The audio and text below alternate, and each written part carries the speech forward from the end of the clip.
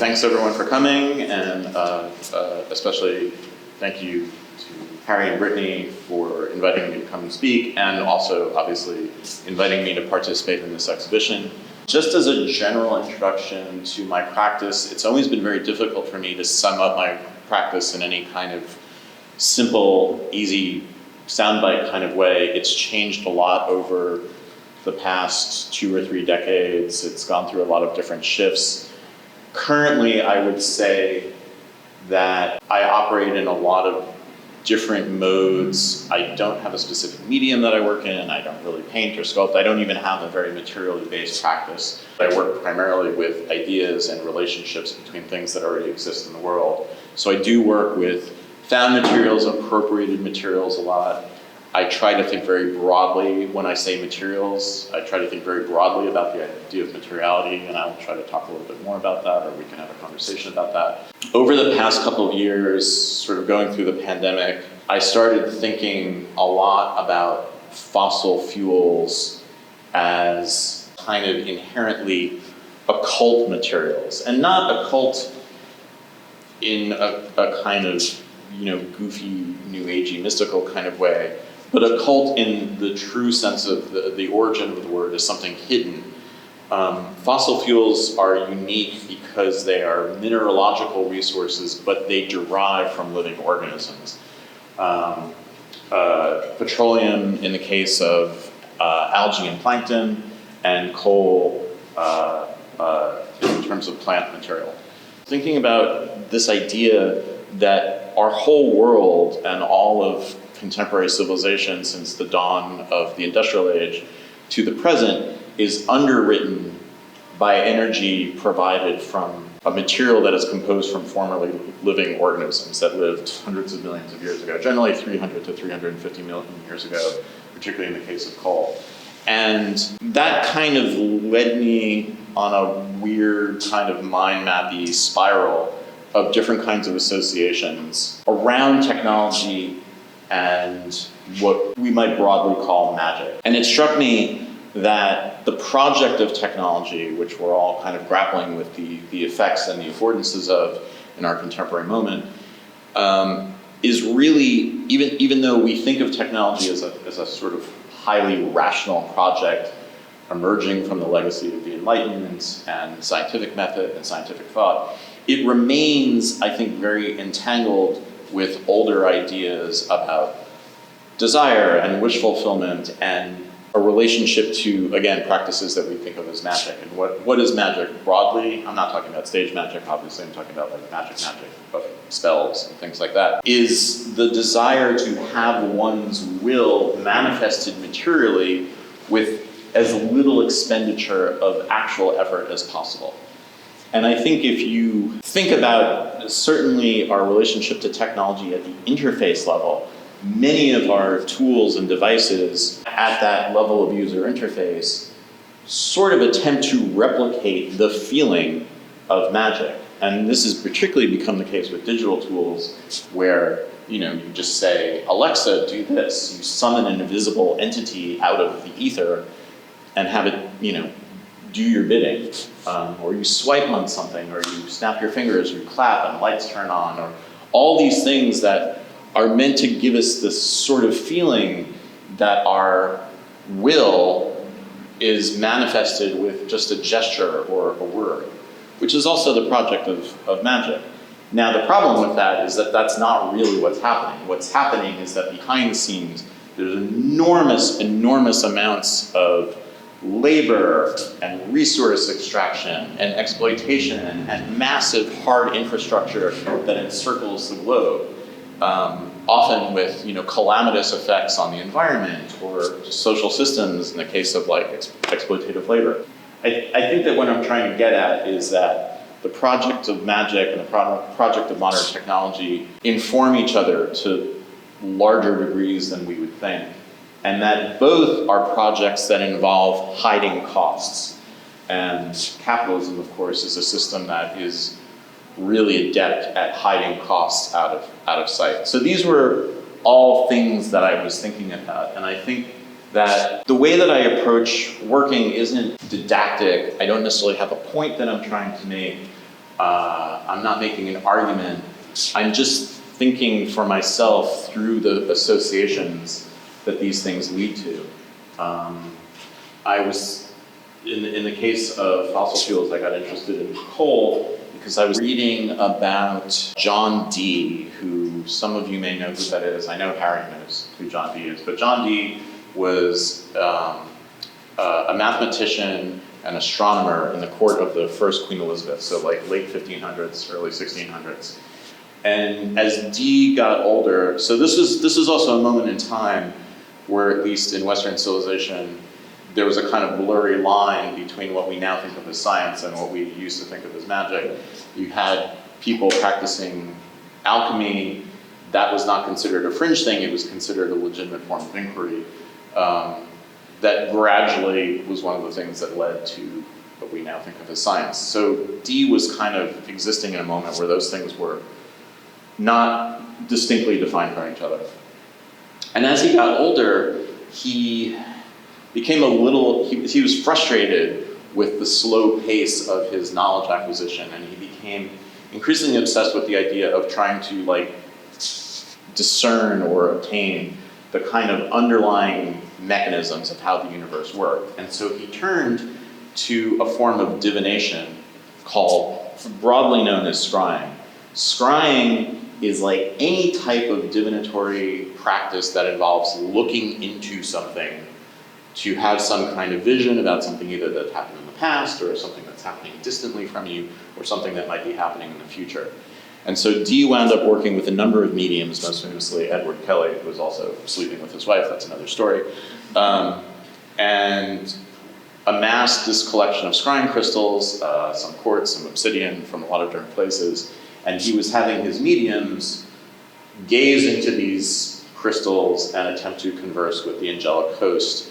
And Dee actually recorded or transcribed hundreds of hours of conversations that his mediums, particularly Kelly, had supposedly with angelic hosts who he was constantly trying to like tease out the sort of like divine workings of the universe from.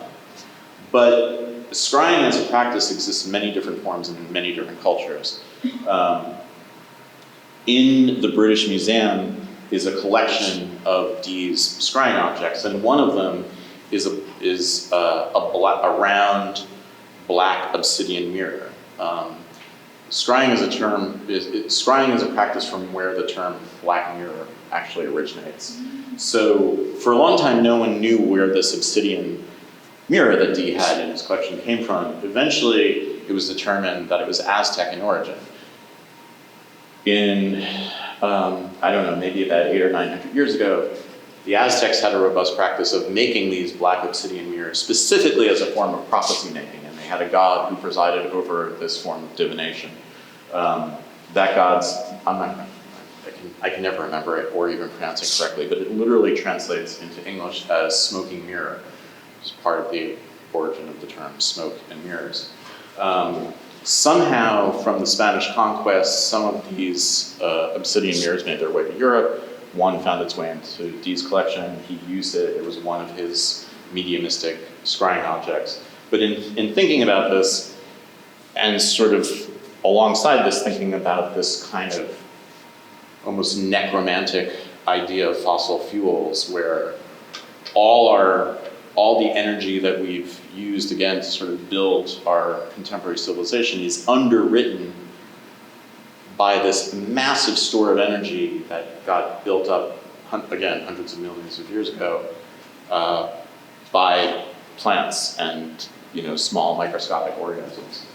So if you think about it, it's kind of like burning all of that is a kind of like a summoning up of energy stored by these organisms. So thinking about that kind of necromantic framing, I thought it would be interesting to replicate Dee's mirror, but not out of obsidian, which is a volcanic stone, but out of coal, which sent me on this like weird long rabbit hole of like, how could I get that done? Where could I do it? Where could I get the coal from? And that led me eventually to going to an anthracite mine in Pennsylvania, which I visited a couple times. So this is an image of an excavated rock face at an anthracite mine in Pennsylvania, the mine that I visited. These are pieces of anthracite obtained from the mine. You can pass them around if you want. Are these polished? Nope, that's just how it comes out of the ground. So there's a bunch of different types of coal that vary in hardness, carbon purity, energy density. Anthracite is the most stone-like, the most highly compressed form of coal. It's the most carbon pure, it's the most energy dense, it has the least impurities like sulfur. It's the rarest, it's not rare, but it's the rarest type of coal. Only about 1% of all the coal reserves on Earth would be considered anthracite. The way that coal forms, so if you go back to the Carboniferous period, which is called the Carboniferous because that's where coal comes from. So again, this is like 350 to 300 million years ago. In the Carboniferous period, there were massive swamps throughout what was then the kind of supercontinent, and all the continents that currently exist were mashed together. And as these swamps got silted over with mud and compacted and compressed, in many cases there wasn't aerobic decay of those plants. They got kind of buried and over hundreds of millions of years compressed and compressed and compressed and compressed into what for the most part is like kind of traditional coal, bituminous coal. But in cases where there was a buckling of a landmass and some kind of compression, like lateral compression, which you can see in this image.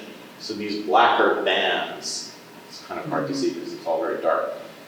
These blacker bands are the coal seams. And you can see where it's not just downward pressure that's kind of compressing all this like plant matter into something not exactly like stone, but almost like stone. Here, there's that sideways force on it, which created enough pressure to really create a metamorphosis into something that's almost like a rock. You couldn't really call it rock. It's certainly like if you feel it, it's not as heavy as a piece of quartz or a piece of granite would be. But it is quite hard. You couldn't, I mean, it's not hard in the way stone would be hard. You can cut it very easily. If I threw this against the ground, it would shatter. It won't make a mark. It's not soft. It's not like charcoal. It's not even like standard coal that's used for power generation. But it's still used for a bunch of different things. Heating, steel refining, water purification, sugar beet refining, strangely, is used as a pigment. I started trying to figure out how to work with this, which was tough for me because, as I mentioned at the beginning, I don't really have a very materially based practice. I often like to say that I don't really know how to do anything. I don't have like any kind of fabrication skill set. So the first objects that I made with coal, I actually had them fabricated in Vietnam, where there is still a few people practicing a very long tradition of carving coal. The south of Vietnam is one of the few places where there are deposits of anthracite, and people have traditionally used it as a carving medium for a long time. That was not optimal for a couple of different reasons, not least of which it was like incredibly expensive to have these things shipped. It was difficult to work with the people doing it because I didn't speak any Vietnamese and they didn't speak any English. And at some point I was like, well, I need to, no pun intended, dig into this a little bit more. So it led me to the mine in Pennsylvania. This region in Pennsylvania is the only part of North America, or at least America, where there are deposits of anthracite. There's lots of coal in America, particularly in like West Virginia and all that, but that would not be anthracite. So it was super interesting to visit this site and see how coal mining is conducted now, which is very different than the way that it used to be conducted. They don't do it through tunnels anymore. They actually, in fact, the company that is doing this mining is, they put up bonds with the state of Pennsylvania to get access to areas that have previously been mined with tunnels. There's still a lot of coal left in the ground. And the destruction of the environment from late 19th, early 20th century coal mining is in fact because the tunnels were left open. And so as rainwater and groundwater moves through those, it picks up all the sulfur then gets into the rivers and streams and kind of kills everything and makes it like just incredibly acidic. So what this company does is by putting up these bonds, they gain permission to access these old mining sites and they excavate from the top down. So they strip off the topsoil, then they set charges to break up the seams of coal, and then they just basically scrape away layers and layers and layers, get the coal out, and then as they move through that space, they backfill it in. Now all those open tunnels are closed off and compacted, and over time it actually does sort of heal the landscape a little bit. So it's still extractive, but it's also somewhat remedial. You can see the old rock faces that have divots in them from where the old tunnels used to be and the support columns that they put in. So you can kind of track the path of the old tunnel on the rock face that has been like excavated out. So how does that relate to all the work here? I think the two kind of anchoring points in this idea of the kind of entangled relationship between the technological and the magical is kind of, I would say, orbits around fossil fuels on the one hand and computation on the other. The other thing that I was doing quite a bit of over the past couple of years as these AI image generators have sort of come into being, and very, very quickly that technology has gotten very refined. I mean, a couple of years ago, what you might generate as an image was incredibly rudimentary to what you can do now. And of course, like the use of these things has exploded in a very short time. And as someone who has, throughout my entire practice, been very interested in the relationship between the visual and the textual, and the production and mediation of images, not just in artistic space, but through mass culture. And I've worked a lot with text, and I've often worked with text as a kind of way of talking about the visual while withholding it. So I got extremely interested in the use of these tools in which text is literally translated into an image. And I was generating all these images and trying to think how to work with but also against such a powerful visualization tool. A tool that I should say I think is extremely problematic.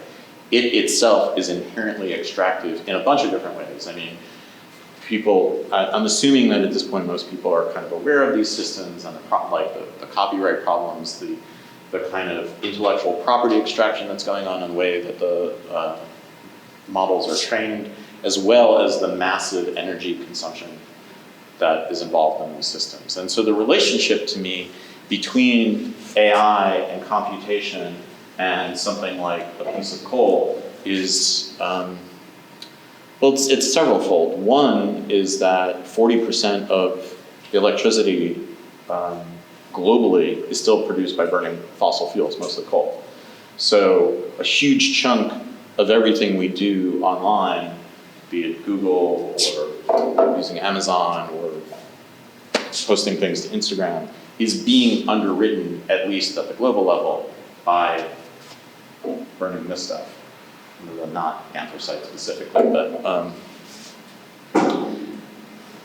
and the other thing that's interesting to me about the relationship between these things is this kind of idea of magic and some kind of like invisible non-human being doing your work for you, doing labor for you.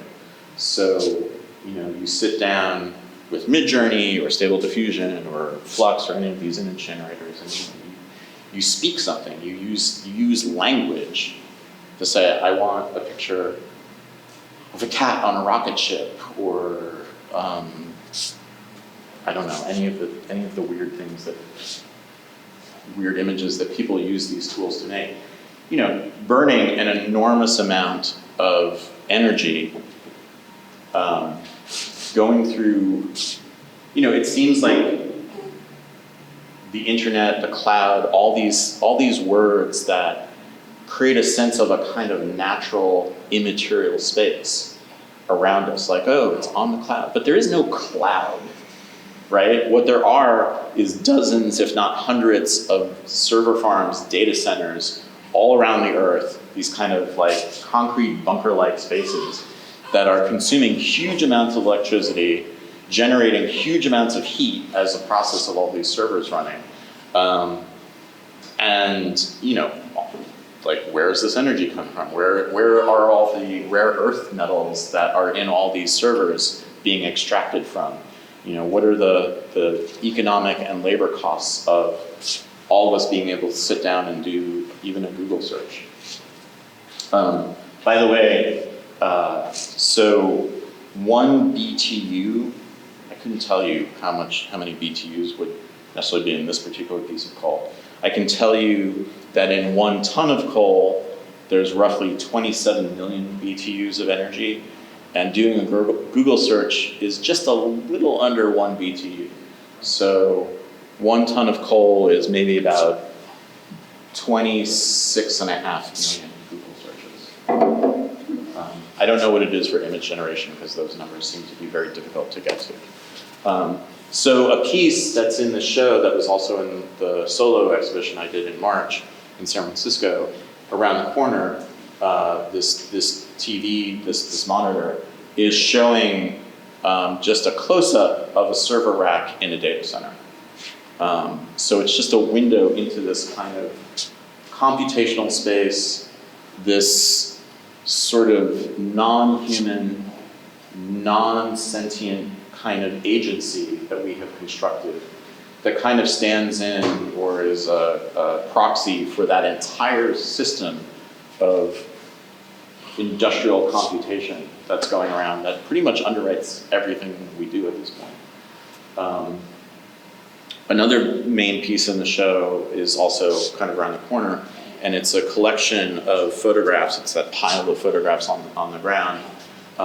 Those are all synthetic images, and they're synthetic images that all depict the interiors of these kinds of like suburban houses that have either had like a very extreme house party gone horribly wrong, or a kind of hoarder situation, or possibly a natural disaster. It's kind of unclear from the images.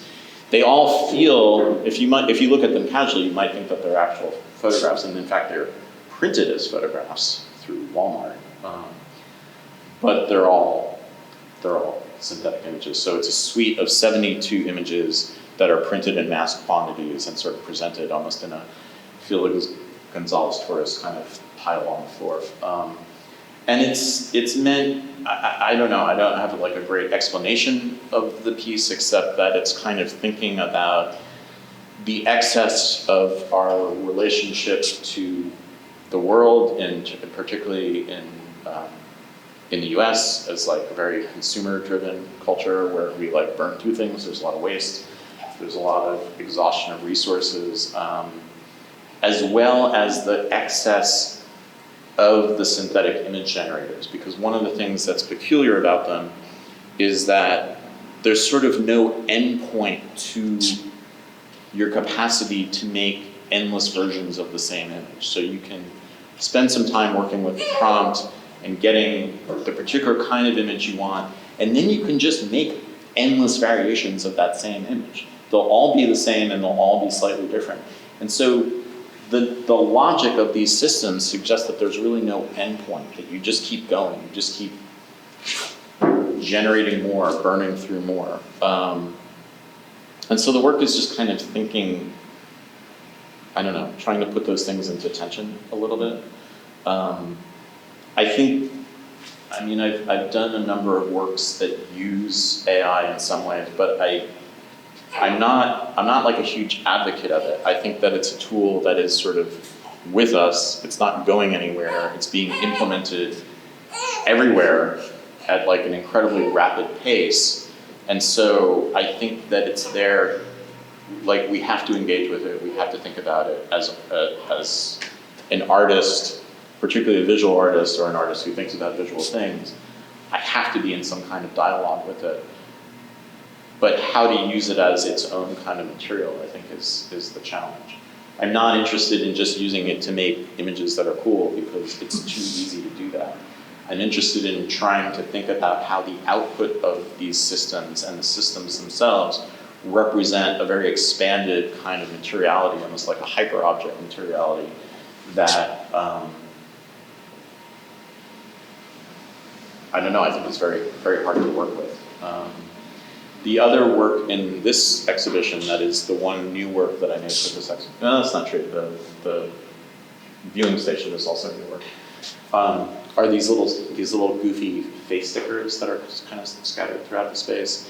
And they're also synthetically generated. And I don't have a good explanation for that piece because I'm still thinking about it, but somehow the idea of our tendency to project agency onto our machines is sort of what that piece is about. So one of the dangers, I think, of machine learning and AI is not the technology itself. I think it's our relationship to it, in that even calling it artificial intelligence is already such a distortion of what's actually happening, and it leads us into thinking that it's some kind of being, when in fact it is not in any way a being. But you know, we're as humans, we project agency onto the things around us. So if you have a toaster, and if I put googly eyes on that toaster, and I said, this toaster is named Billy, we're all gonna start to kind of like almost unconsciously think of like, oh, Billy the toaster. There is no entity there, but we'll start to relate to it as though it is. And that leads us into a weird space. And because things like ChatGPT can so robustly at this point simulate the impression that you are talking to something and it is engaging with you, when that is not at all what's happening, I think is potentially like a path to our own destruction, not because of the tool, but because we will be continually misled into thinking that it's something that it's not. And maybe all it really is a kind of very complicated mirror. I think that that's also part of my interest in synthetic images, is that they're always a kind of funhouse mirror of our own collective activity. Maybe that's the fascination that people have with them in general. So, I don't know, that's some of the threads that are at work here. I think you already kind of spoke to some of the qualities that I found interesting relative to the theme of the show of like malapropism or idiosyncratic substitution. Is we often mistake like the magic of Googling something for something that doesn't burn coal directly, but it is something like every stroke on your phone has an ecological impact. So I guess maybe you spoke about it relative to coal still being 40% of the power consumption, and how I guess we're limited even in our trending towards green ecology. We're still consuming mass amounts of coal, like the video piece in the corner. Yeah, so that's not actually from a data center that is relying on any kind of fossil fuels. It's primarily relying on hydro energy to run. But it was a data center that I could get access to. It would be very difficult to get access to a Google or a Facebook. But still, I data guess, center. intrinsically tied to an ecological limitation. Yeah, I mean, the work isn't about the site specificity of where it's from. It's just a kind of like, it's the visage, I guess. It's as close as we'll get to sort of like the face behind the machine, or like the actual face of this kind of like what we continually frame as something immaterial, but in fact, as I was saying, like extremely material.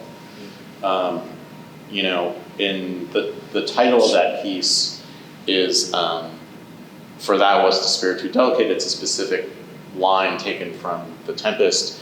So in The Tempest, for those of you that are still up on Shakespeare, Prospero is this sort of sorcerer, he's the main character, he's like the agent of the narrative in the Tempest, and he has these two servants, and one of his servants is this disembodied spirit called Ariel that is constantly flitting around and sending messages and telling people things that, Prospero wants them to hear, and is invisible, is not really like a tangible being. And the other is his servant Caliban, who is this kind of like weird hunchback fork-like kind of creature who is also his servant and does his bidding, but in a kind of base, like almost too physical kind of way. And I think that there's an interesting way to think about that in the present, where we, have these sleek objects that we just touch and tap and speak to, and we have the raw infrastructural cost of doing that. And it's not just digital devices, it's our card, it's everything we do that extends prosthetically our will and our intention into the world, that we have been lulled into a sense that there's not really like a hard cost to it, but the cost is everywhere, all around us all the time. And I guess what I'm kind of talking about, and this makes it feel a little simplistic or cliched, but I think it's still resonant, is like a kind of Faustian bargain. And the use of fossil fuels for me is the core Faustian bargain. And it is kind of like, in demonology and like the practice, the occult practice of summing up like spirits or demons to do your bidding, there's always, there's a very old adage, like never summon up what you can't put down. And if you think about that as a metaphoric structure to look at the use of this material, to go back to what I was saying at the beginning, so you have, millennia worth of plants, right, that spread out across an entire continent. And those plants existed by pulling carbon out of the atmosphere and using solar energy and water to pull the carbon out of the atmosphere and use it to build their tissue. That's why all these things have carbon in them. And so it changed the atmosphere of the entire planet, like slowly over millions of years, by sequestering all this carbon that then, when all those swamps and forests got buried and all that was stored and compressed into long chain hydrocarbons, it's essentially storing energy that originated in the sun. And a huge reserve of energy that we have gone through in like geologically the twinkling of an eye. And in doing that, we've released all that carbon back out into the atmosphere. Like that's all that's happening. Maybe we're just agents in a larger invisible cycle that is the complexity of the carbon cycle. But we're actually returning the atmosphere to something that resembles the way the atmosphere was when all those organisms were alive. And that's like a kind of haunting. That is like a summoning up that's gone awry, or a kind of sorcerer's apprentice kind of moment where you start something that you can't then control because you think you're going to get like a free lunch. You're like, oh, this easy, fast access to enormous quantities of energy is going to allow us this kind of shortcut. But in the end, there is no shortcut. So I'm not trying to be like polemic or didactic about it. I just think it's weird. I think it's uncanny. I think we live in a very kind of uncanny, spectral, kind of haunted world that, I don't know, I think the work is really just trying to think about that. So much of what you've just been talking about, there's a cautionary side, there's an awareness side to what you're pointing out. It seems like a contradiction, but it also seems like you're looking at the materials to have a good understanding of it. So I guess I'm kind of curious about that. Yeah, you're not wrong. I understand that sounds a little bit contradictory. Like, I feel like this whole talk, I'm trying to give you a kind of rational framework for the work and what it's thinking about, but I guess when I say I'm not trying to make a point, I'm not trying to be finger waggy or didactic, or I don't necessarily have a conclusion to draw. I think what I just said is that I'm interested in the inherent strangeness of the circumstances we've created for ourselves. And it's not like I stand outside of it. I use all these, I drive a car, I guess, like, I don't know that there's any exit from what we collectively have set in motion. I don't know what to do about it, except in my very extremely limited capacity as an artist. So I don't know that artists are like big change agents, but I'm just trying to sort of perform my questions or my sense of strangeness about that, as well as like my own complicity, I guess, And, alongside that, I'm also thinking about things that I've thought about for a long time, which is the relationship between text and images at its core. I think this is a very fundamental question in my work. But in trying to use these very powerful but very strange computational tools that, again, almost sort of perform almost like magic, or in a way that the metaphoric structure we have for that is more tied to magic than something technological. I'm just trying to think through what that means, or use them in ways that like mount some degree of criticality, not an analytic criticality, but just a kind of questioning, or like, let's just not take this at face value kind of thing.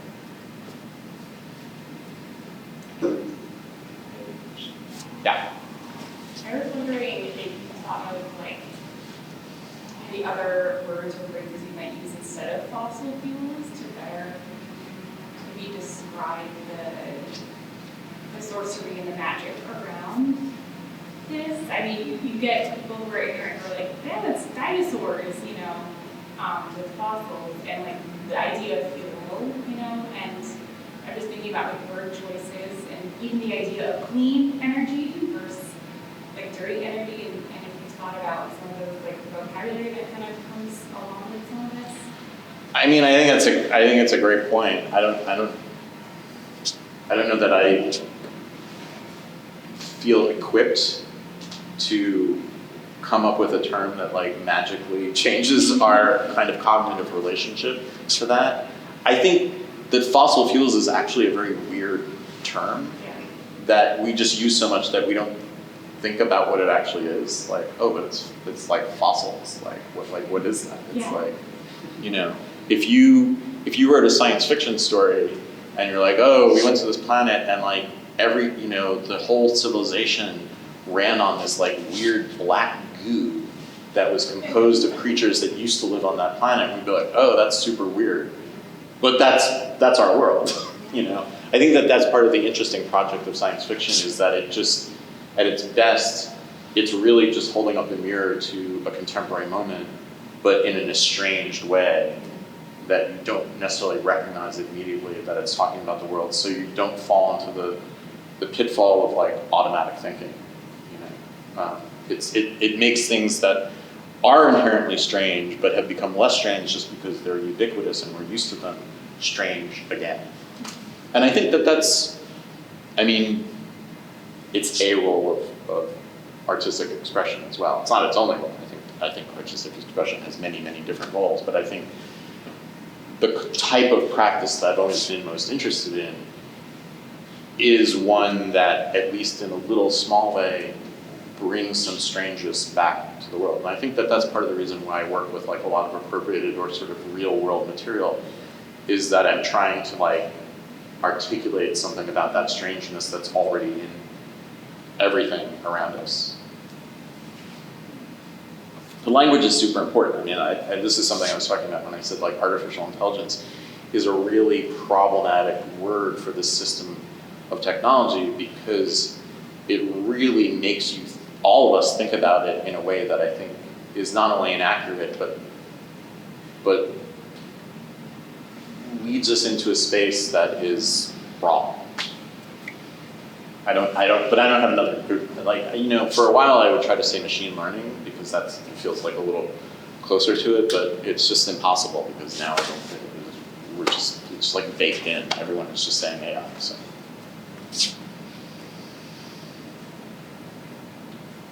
What's next? What are you working on now? Oh, that's a terrible question. Sorry. I don't know. I'm still, I'm poking at a few different projects. I spent so much time over the past year and a half, I would say, doing the work around this series of shows that I did. Started with a small solo show that I did in Belgium about a year ago.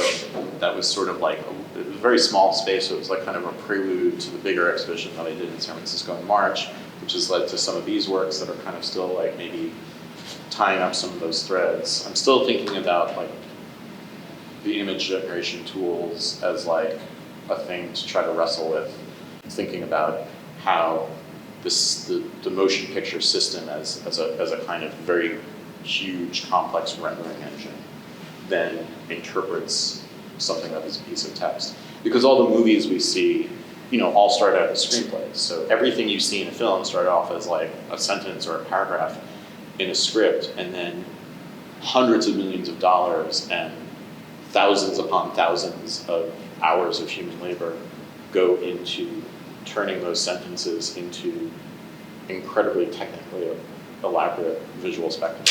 So I'm interested in that as well. Yeah. And apologies if I was late, and so you may have answered that question already or addressed it, but how do you define magic?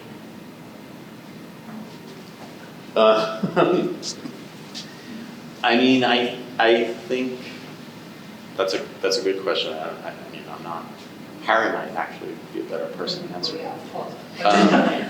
But I think of magic, and again, we're not talking about stage magic. We're not talking about tricks and illusion. We're talking about magic. I think it's a kind of technology. I mean, it's a vast range of methodologies and practices that countless cultures have developed to try to shape the material world, the external world, and to find a way to take one's intention, one's will, one's desire, and manifest it through somehow like non-instrumental methodologies, where like somehow, instead of like gathering wood laboriously to make a fire and like standing with a flint over it for hours, you're like, I want a fire, how can I like get into the inner workings of the reality system to make fire happen without me having to do all that trickery? Which, it is the origin of the technologic. I think that they're not that different projects. I think we just have we got better at it. I don't know that this isn't a magical object. It's just a repeated, we now have hard systems for making these. And this isn't one thing. I mean, if you think about something like this or a car or any kind of thing that is part of our world, inside of this are decades, if not a century worth of innovation, material development, research. This isn't one invention, it's thousands of inventions that have coalesced of software development, chip fabrication engineering, material, there's so many things that have coalesced in this seemingly one thing. It's just like magic learned to pool its resources and aggregate itself. Yeah. You just mentioned making fire, which is maybe the first of those thousands of inventions involved in that. Maybe, yeah. These objects on the right-hand side of the table, if you lit them on fire, what would happen? They would combust and consume? They would be hard to light on fire. So anthracite has a really high ignition point. It's about 900 degrees. One of the markets for anthracite is coal-fired pizza ovens, but you need a wood fire, actually, a conventional wood fire going for a couple of hours and to have the chunks of anthracite on it before it'll ignite and stay lit. Once it's lit, it'll burn extremely hot and hot and slow for a long time. But it's not like charcoal. I mean, if I drag this along the ground, it wouldn't even really it might scratch, but it won't I couldn't draw with it. You could make pigment out of it, but. So in one aspect of the divination that I thought of was looking into flames, and also the fact that the kind of unspoken medium medium for all of this transfer of, hydrocarbons into computations is fire. Something that I actively have thought about is like heat, like thermodynamics, like the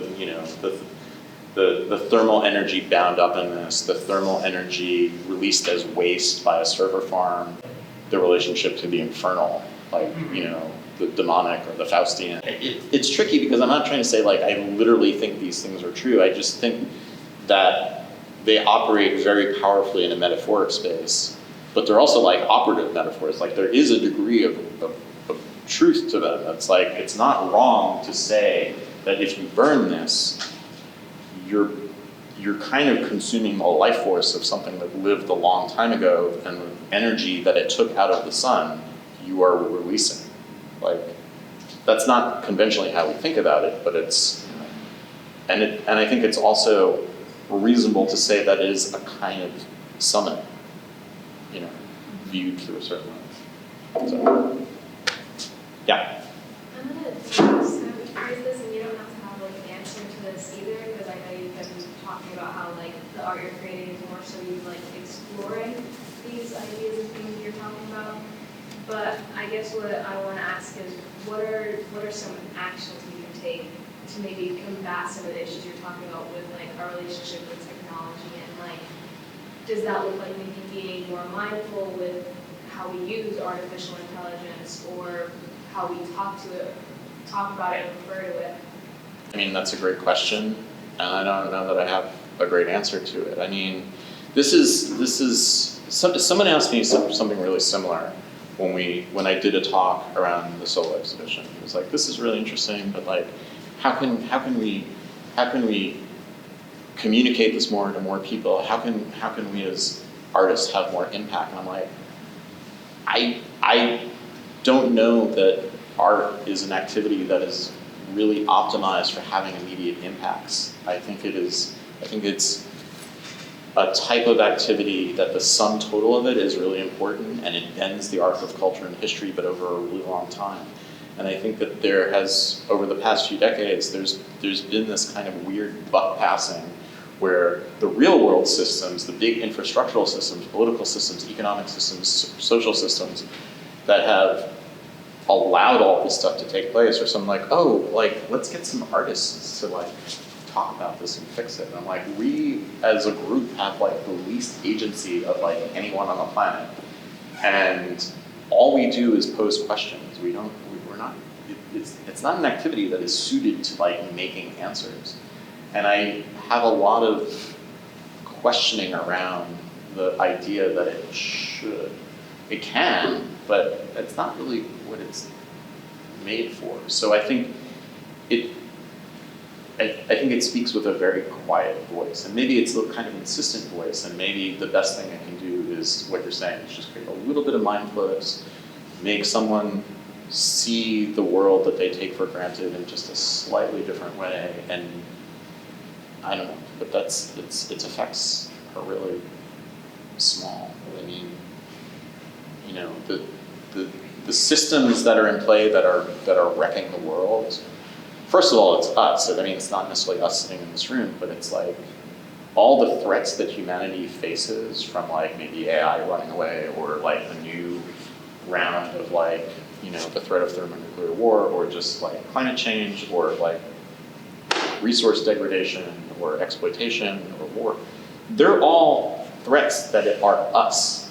It's not like we're worried, I mean, an asteroid might come and wipe out the planet, but the existential threats to the human project are humans, are all the things that we've created, and I don't know what to do about that.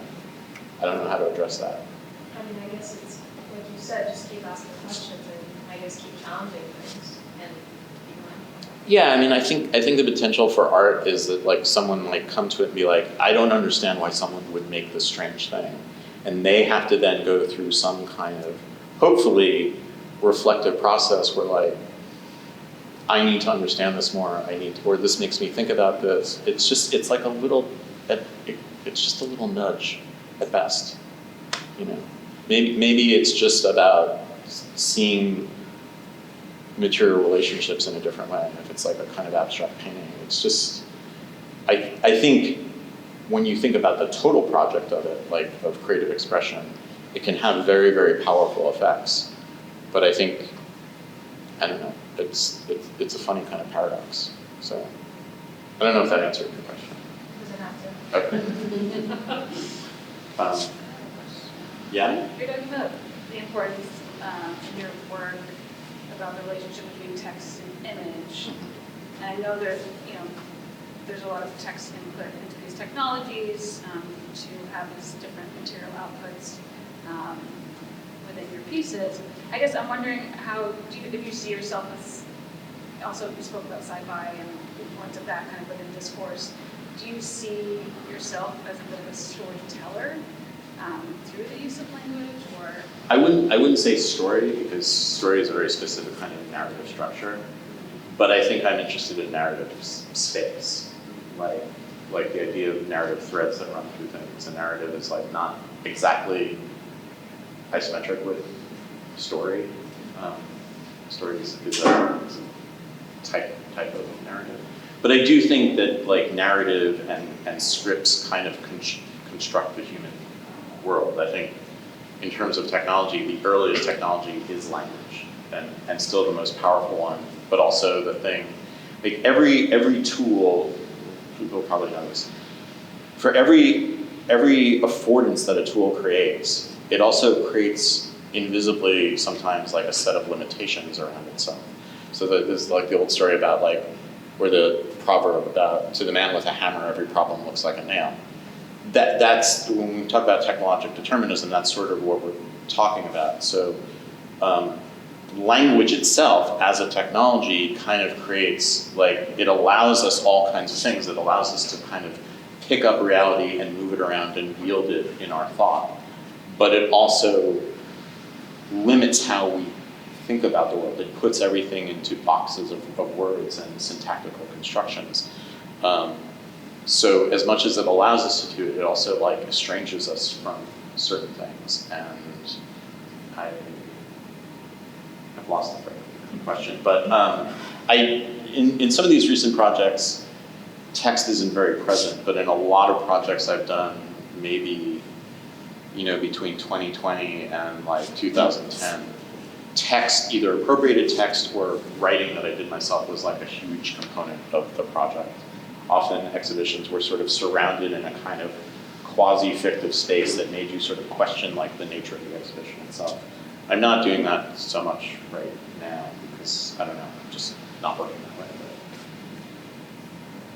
So, thank you so much for your time and attention. And thank you again to my very sweet, amazing hosts. I forgot to pass this around. This was the first thing that I made myself out of anthracite, so very laboriously. So it's like a kind of, obviously like a very phone-like shape. It's not polished as well as it could be, but feel free to check it out.